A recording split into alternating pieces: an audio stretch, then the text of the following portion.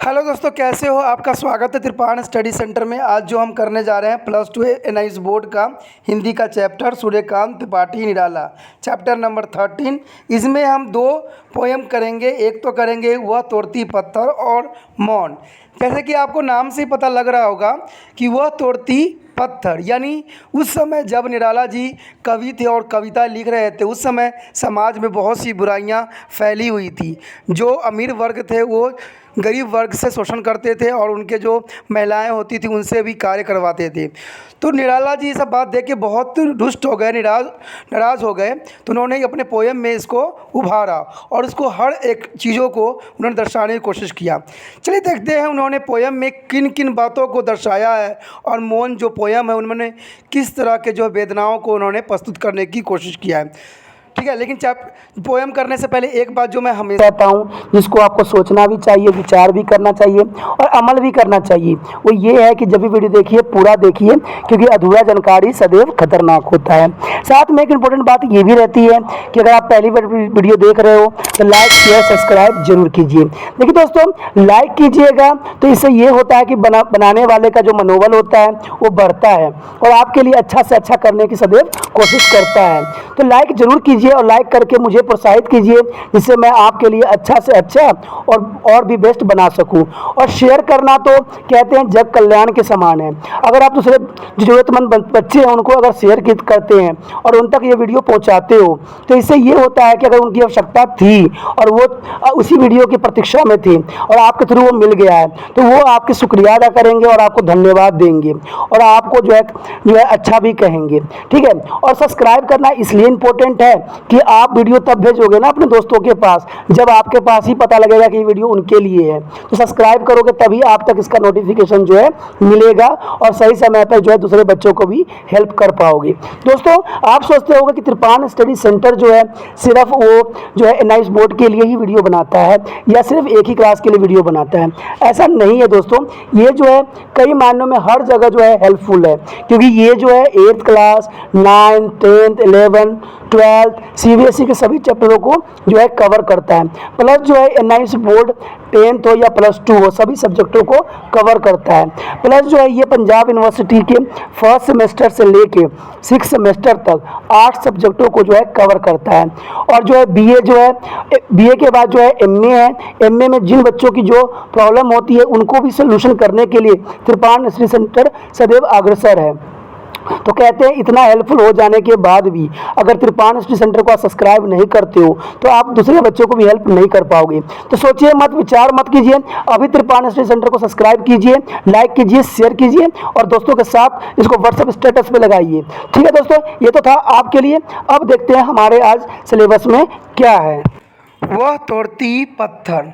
वह तोड़ती पत्थर देखा उसे मैंने इलाहाबाद के पथ पर।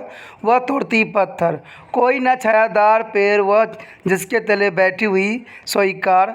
श्याम तन भर बांधा यौवन, नत नयन प्रिय करमरत मन। गुरु हथौड़ा हाथ करती बारहर प्रहार, सामने तरु मालिका अटलाकिका प्रकार। इस लाइन में कवि ने प्रसंग सहित व्याख्या करने की कोशिश किए हैं कि कविता पढ़कर आप समझ चुके होंगे कि एक श्रमिक नारी पर लिखी गई है जो सड़क के किनारे पत्थर तोड़ रही है। कवि ने उसे इलाहाबाद की किसी सड़क पर काम करते देखा है, उसी की चित्र उन्होंने यहाँ खींचा है। देखिए, कहते हैं जो कवि थे उन्होंने जो इलाहाबाद के सड़क पर एक महिला को पत्थर तोड़ते हुए देखा और जो बड़े लोग होते हैं उनके शोषण करते देखा, तब जाके इन्होंने अपने कविताओं में इस पंक्ति को उन्होंने सम्मिलित किया। इस कविता के जो पंक्ति का अर्थ है कवि इस प्रकार से बयां करते हैं। कहते हैं कि इलाहाबाद की किसी सड़क पर काम में लगी एक श्रमिक महिला को देखकर निराला जी लिखा है कि वह वहाँ जहाँ बैठी काम में लगी है वहाँ कोई छायादार पेड़ नहीं है जो उसे गर्मी की प्रखरता से उसकी तेज़ी से बचा सके। पर उसे इस स्थिति में कोई शिकायत नहीं है, वह तो इसी स्थिति को स्वीकार कर रही है। सोचिए क्यों? क्योंकि वह जानती है कि जब कठिन परिश्रम करता है तो अनुकूल परिस्थिति की कल्पना ही व्यर्थ है। कवि की दृष्टि से पहले श्रमिक महिलाओं के शरीर रूप सौंदर्य की ओर जाती है। उसका शरीर जो है सांवला है। वस्तुएं धूप में काम करने वाले श्रमिक की रंग धूप में सांवला पड़ जाती है। वह युवती और निरंतर श्रम करने के कारण उसकी शरीर सुगठित है, यानी देह रचना सुडौल और सुदृढ़ है। देखिए, कहते हैं बहुत सी महिलाएं जो होती है वो घर की चार दीवारों से निकल के अपने लिए परिश्रम करती है, अपने बच्चों के लिए परिश्रम करती है और सड़कों पे काम करती है जहाँ वो पत्थर तोड़ रही होती है। कहते हैं हमारे समय की जो विडंबनाएँ हैं पूरा ही विचित्र रूप धारण करती जा रही है। कहते हैं ईश्वर ने स्त्रियों को बहुत ही कोमल बनाया है, फिर भी वो अपने घर संसार चलाने के लिए सदैव तड़पते रहती है और मेहनत कड़ी से कड़ी मेहनत करने के लिए सदैव आगे रहती है। वो अब कहते हैं एक पुरुष जो होता है बच्चों को पालने में सक्षम नहीं होता, लेकिन एक स्त्री जो है पुरुष ना होते हुए भी वो जो है अपने बच्चों को पालने के लिए सदैव सक्षम होती है और अपना जीवन को कठोर से कठोर परिश्रम करके अपने बच्चों को 2 रोटी खिलाती है। तो कवि ने ये बातें देख के उनको बहुत ही आश्चर्यचकित हुआ और समझाने की उन्होंने कोशिश किया है कि जो भी महिलाओं को कमज़ोर समझते हैं वो मूर्ख हैं। महिलाएं हर स्थिति में अपने आप को आगे रखने के लिए तैयार हैं। उसकी झुकी आंखें बड़ी प्यारी लग रही है। उसकी मन भी काम पर पुण्य तमन से लगा है। हाथ में भारी हथौड़ा लेकर वह बार बार पत्थरों पर चोट कर रही है, उन्हें तोड़ रही है। इसके बाद कवि परिवेश की परंपरा विरोधी स्थिति का चित्रण कर रहे हैं। वो कहता है जहाँ एक और वह मजदूरनी गर्मी में छायाहीन वृक्ष के नीचे काम कर रही है, वहीं उसके एकदम सामने की परिवेश में समानता और सुख सुविधाएं झलक रही है। वहाँ सुंदर सजावटी वृक्षों की पंक्ति है, विशाल ऊंचे भवन है और उसके चारों ओर सुंदर दीवारें हैं। कविता की इस पंक्ति में यह संकेत स्पष्ट है कि यह नवरत्न नागरिकों की बस्ती है। वे लोग सुख सुविधाओं के बीच अटकलिकाओं में परकटों से घिरे होते हैं और आसपास की परिस्थिति से बेखबर अपने आप में सिमटे हुए होते हैं, जबकि उन भावनाओं को निर्माण करने वाले को मौसम की मार से बचने की सुविधा तक नहीं होता है। यहाँ कवि स्पष्ट रूप से कहना चाहते हैं कि जो लोग होते हैं, बड़ी अमीर लोग होते हैं, उनको आसपास क्या घटना घट रही है, क्या हो रहा है, इसके बारे में उनको किसी प्रकार की कोई सुध तक नहीं होती है। कहते हैं वो अपने भोग विलास में इस तरह से पड़े रहते हैं जैसे दुनिया में से उनका कोई मतलब ही नहीं होता। लेकिन फिर भी जो ये स्त्री है अपनी जीविका चलाने के लिए जो है बार बार हथौड़ा जो है भारी भरकम उठा के पत्थर तोड़ी जा रही है और अपने जो है बच्चों के जो है पेट भरती जा रही है। आगे के लाइन में कवि कहते हैं चढ़ रही थी धूप गर्मियों के दिन, दीवा का तमाता रूप उठी है झुलासती हुई लू, रुई ज्यों जलती हुई भू, गर्द चिंगी छा गई है प्राय हुई दोपहर, वह तोड़ती पत्थर। कवि ने इस पंक्ति को स्पष्ट रूप में कहने की कोशिश किया है कि इलाहाबाद की किसी सड़क पर तपती दोपहर में पत्थर तोड़ती महिला के श्रम का चित्रण कवि इस कविता में कर रहे हैं। इस पंक्ति में कवि ने कार्य की कठिनांतर परिस्थिति का चित्रण कर रहे हैं। दोपहर में धूप बढ़ने लगती है और गर्मियों के दिन हैं और जो है तमतमातम सूर्य अपनी प्रचंड गर्मियों से सबको बहुत व्याकुल कर रहा है। यहाँ तमतमाता का रूप प्रत्यक्ष रूप में तो दिन का है, पर इसे मजदूरनी के जो है तम माये चेहरे से भी जोड़ा गया है। ज़रा सोचिए गर्मी के दिनों में क्या हाल होती है। गर्म रूह के थपेरे तो मानो मनुष्य को झुलसा सी देती है। कवि कहता है कि जिस समय धरती ऐसे तप रही है जैसे रुई अंदर ही अंदर धीरे धीरे सुलगती जाती है, चारों ओर जो है धूल गुब्बारा सा छा गया है, गर्दन का एक एक कण चिंगारी सा जलने लगा है। अब तो दोपहर हो आई है। दोपहर में गर्मी अपने चरम पर होती है। ऐसे में वह मजदूरनी सिर नीचा करके पत्थर तोड़ने के कार्य में लगी हुई है।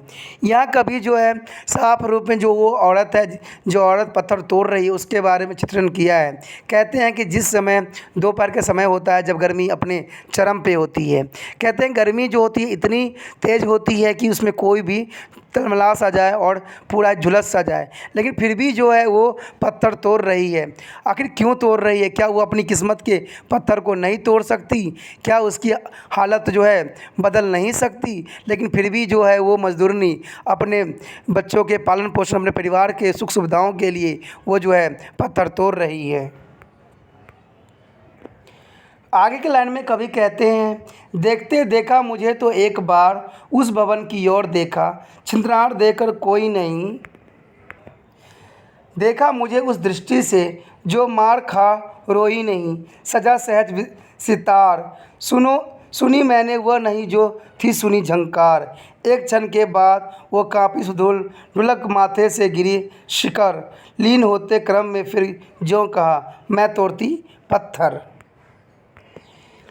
इस पंक्ति में कवि साफ शब्दों में ये कहना चाहते हैं कि कवि मजदूरनी के दोपहर की भीषण गर्मी में काम करते हुए देख रहा था। जब मजदूरनी ने भी देखा कि कोई उसे देख रहा है, उसे देखते हुए देखकर उसने सामने की जो लटिका को देखा और उसने देखने में उसका काम करने का क्रम थोड़ा सा विचलित जरूर हुआ, पर उसके मन में दीनता या ईर्ष्या जैसी कोई भावना नहीं उपजी। उसने कवि को ऐसी दृष्टि से देखा जिसे आतंक को सहा है, पर रोकर अपनी दीनता कभी प्रकट नहीं की है। कवि को लगता है कि सितार को बजाने पर भी जो झंकार मैंने कभी नहीं सुनी थी, ऐसी झंकार मुझे उस मजदूरनी के श्रम और उसकी स्वाभिमानी दृष्टि से सुनाई पड़ी। पल भर उसका हाथ रुक जाने पर वह सुडौल युवती काँपी, उसके माथे से पसीने की कुछ बूंद टपक पड़ी। इसके बाद वह पुण्य काम में लग गई। उसके पुण्य काम आरंभ करने के अंदाज से कवि को लगा मानो वह कह रही है कि वह पत्थर तोड़ती है जहाँ मैं तोड़ती पत्थर। का व्यर्थ यह भी है कि मैं पत्थर जैसी हृदयहीन सामाजिक व्यवस्था को तोड़ना चाहती हूँ। देखिए दोस्तों, कवि ने यहाँ पर साफ शब्दों में ये बात कहने की कोशिश किया, उजागर करने की कोशिश किया है कि हमारे समाज में ऐसी बहुत सी परिस्थिति है जहाँ पर महिलाओं के साथ दुराचार होता है, और महिलाएं जो होती है अपने जो समाज में बने रूल रेगुलेशन को सदैव तोड़ने की कोशिश करती है। कहते हैं औरतों को जीवन जो होता है जब जन्म लेती है उसी समय से बंधनों में बंध जाती है। तरह तरह के जो है उनमें रूल रेगुलेशन लागू कर दिए जाते हैं, और वो जो है सदैव ही समाज के जो बने हुए रूढ़वादी विचारधारा है उसको तोड़ने की कोशिश करती है, क्योंकि महिलाएं होने का उनको बहुत ही सज़ा दी जाती है। कभी आप यहाँ नहीं जा सकते, कभी आप वहाँ नहीं जा सकते, कभी आप ये नहीं कर सकते, कभी आप ये नहीं पहन सकते।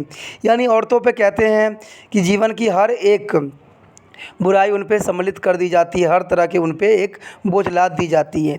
लेकिन महिलाएं फिर भी नहीं उब करती है, और वो यही कहती है कि मैं तो अपनी श्रम शक्ति से अपनी खुद ही जीवन लिखूंगी, और जीवन लिख के मैं बताऊंगी कि मैं भी तुम्हारे साथ थी और मैं भी तुम्हारे जैसा थी।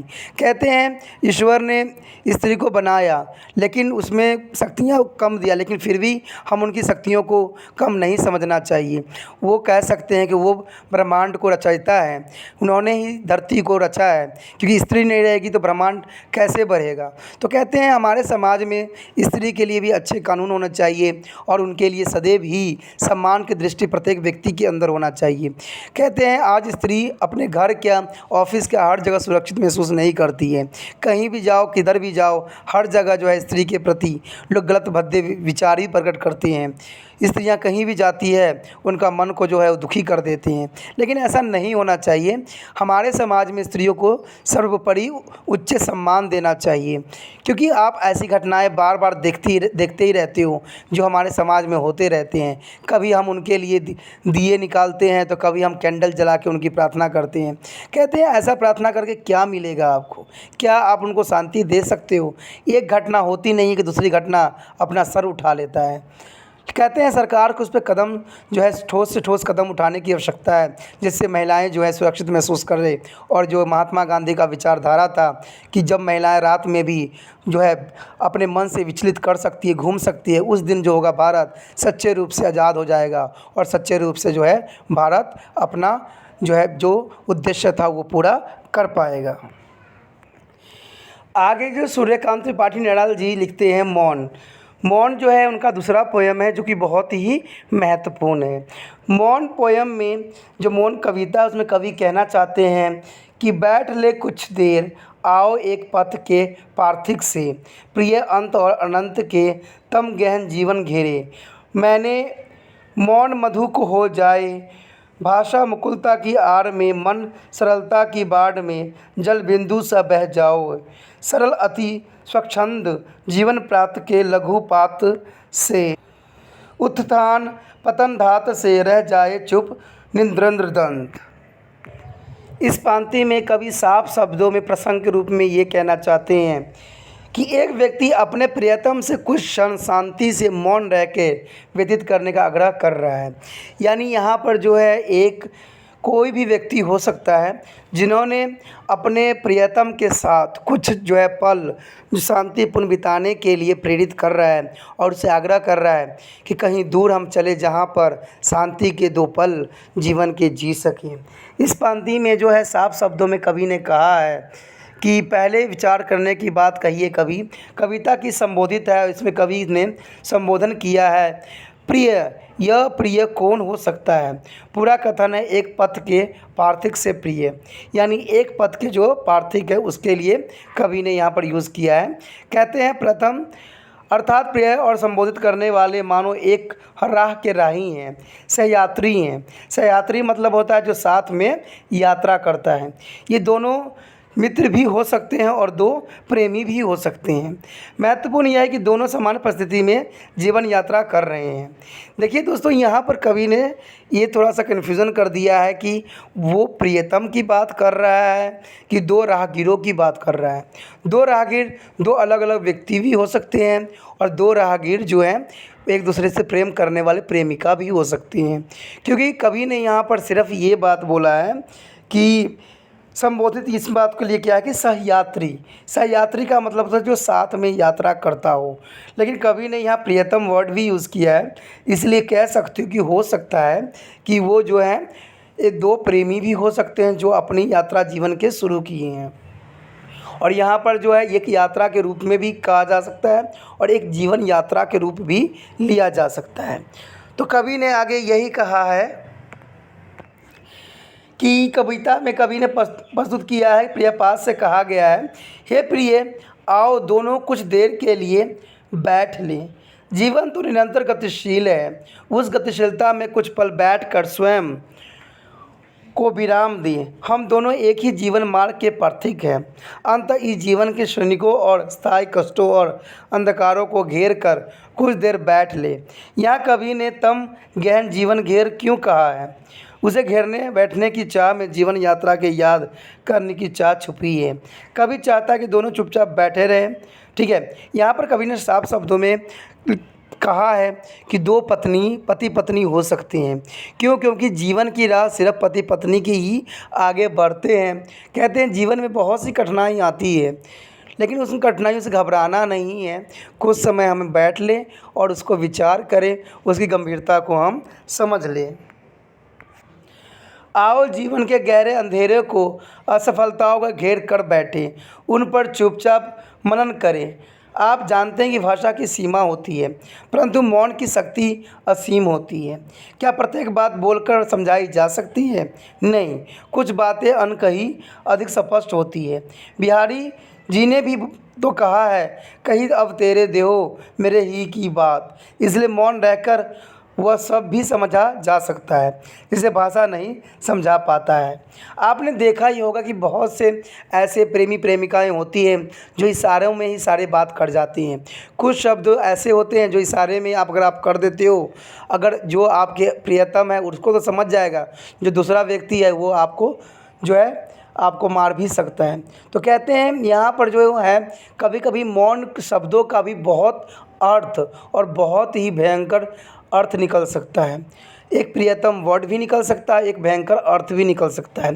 तभी कवि ने जो है इस पोएम का नाम मौन रखा था कि मौन रह के भी हम बहुत कुछ कह जाते हैं जो कभी कभी तो जग कल्याण भी हो जाते हैं। कहते हैं यहाँ पर जो है कवि ने साफ बताने की कोशिश किया है कि मौन साधु सा मीठा कब हो सकता है, एक दूसरे के भावों कैसे समझा जा सकता है।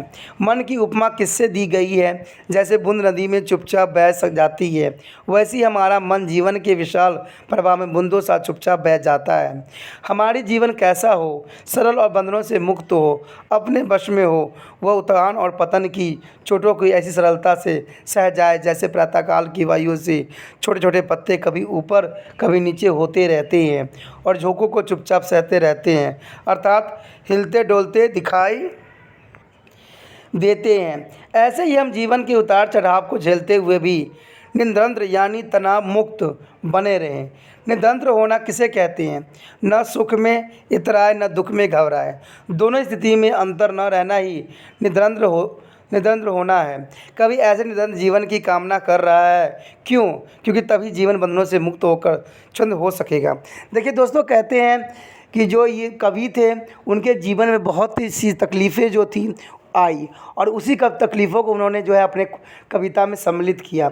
यहाँ पर प्रस्तुत कविता में कवि ने बताया है कि समय जो है बहुत ही अलग है, विचित्र है। समय जो कहते हैं कभी हिलाते हैं डुलाते हैं। आपने देखा ही होगा कि कुछ पौधों के जो है पत्तियों को सुबह की वायु जो होता है जो हिलाता डुलाता है, लेकिन फिर भी जो है होता है वो स्थिर बना हुआ रहता है और अपने आप को संघर्ष के रूप में आगे बढ़ाता रहता है।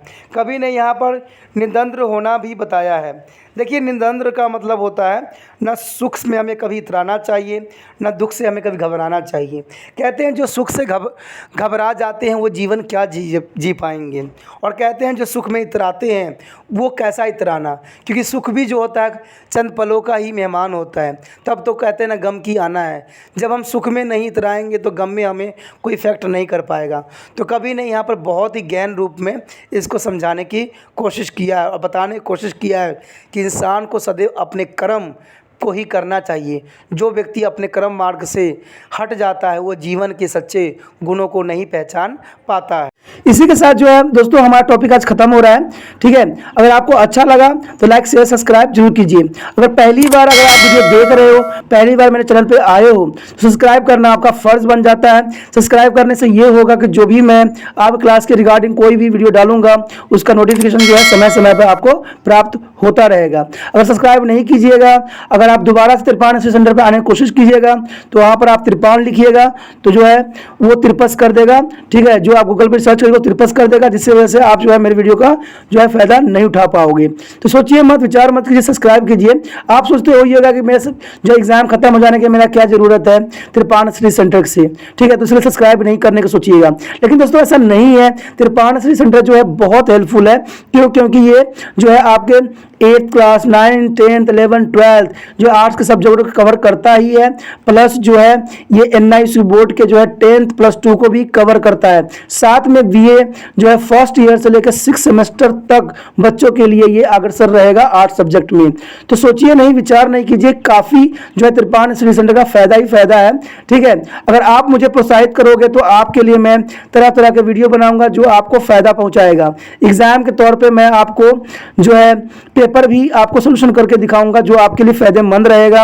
अगर नहीं सब्सक्राइब कीजिएगा, मेरा मनोबल घटेगा, तो हो सकता है कि आपको फिर दोबारा मैं नया वीडियो बनाऊं और आपको फायदा ना पहुंचाऊं। तो अभी भी नहीं सोचिए, मेरा जितना आप फैलाइएगा, जितने दूसरे बच्चों के साथ शेयर कीजिएगा, उतना जो है मैं आपके लिए कार्य करने में अग्रसर रहूंगा। ठीक है दोस्तों, इसे सोचिए मत, विचार मत कीजिए, अभी सब्सक्राइब कीजिए और अपने व्हाट्सएप स्टेटस पे लगाइए और दूसरे बच्चों के साथ भी शेयर कीजिए। ठीक है दोस्तों, अपना ध्यान रखना। बाय।